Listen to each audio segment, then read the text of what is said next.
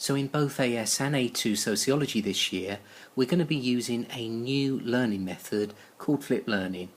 And what we're going to do in the rest of this screencast is look at what we mean by flipped learning and look at the reasons why we're using it, look at some of the potential benefits of this new style of learning. And then in the second screencast on this topic, we'll talk about 4 strategies that will help us to implement this new approach in a way which is as effective as possible. So let's start with a definition of what we mean by flipped learning. So flipped learning is about turning traditional education on its head. It's about delivering instruction online through videos like the one that you're watching now, so delivering that instruction outside of class, and then moving the activities that would have been done traditionally as homework into the classroom. So what this means in practical terms is that for sociology, before most lessons, you'll be assigned a short video that you have to watch and make notes on before you come to the lesson. And then when you get to the lesson, more class time will be spent on interactive activities designed to illustrate the concepts that were introduced in the video lecture. And the video lectures we call screencasts. So we piloted this approach last year with a group of A2 students who were trying to improve the results that they got in a January exam module.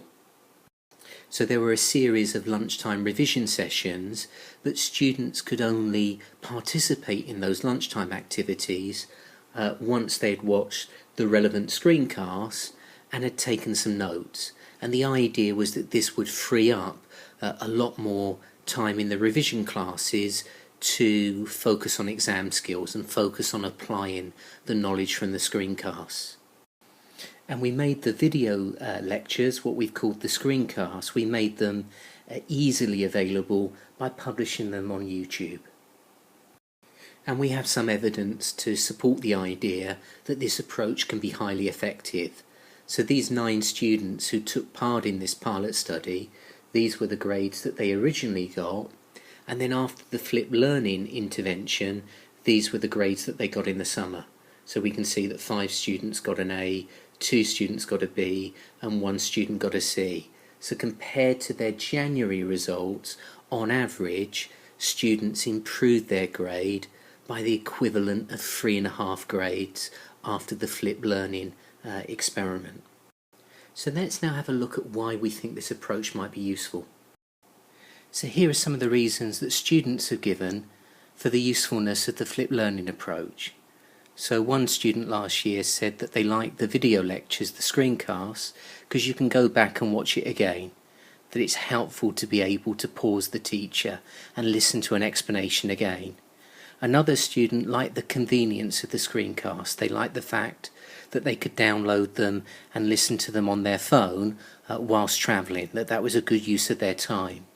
Another student appreciated the fact that the flipped learning model meant that they had more time in class applying their knowledge and working on exam skills, things that they had normally found quite difficult to do on their own.